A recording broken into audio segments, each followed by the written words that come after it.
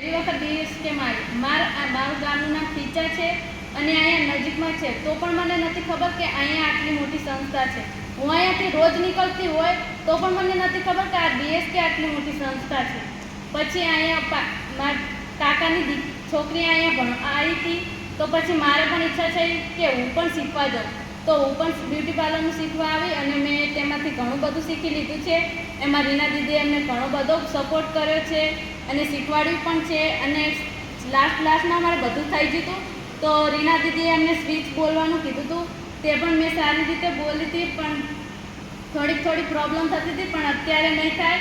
અને અમને માર્ટિનભાઈએ ઘણું બધું શીખવાડ્યું છે. મહિલાઓના કાયદા, પછી ગર્ભાશય છે, ગર્ભાશય ઉપર વિશે મોસ્ટ ઓફલી આપણને કોઈ પુરુષ માહિતી ના દઈએ કે, પણ અમને માર્ટિનભાઈએ એટલી સરસ માહિતી દીધી કે અમને એમ થાય છે કે પહેલાં અમે 1 થી 10 ભણ્યા ત્યાં સુધી, ત્યારે તમને આ બધું શીખવાડ્યું હોય તો અમે અમારી લાઈફમાં કંઈક કરી શક્યા હોત.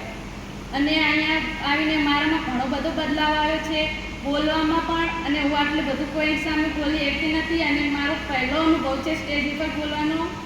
અને હું ડીએસકેને વચન આપું છું કે હું અહીંયા ફરી ભવિષ્યમાં અહીંયા શીખવા આવીશ. Thank you.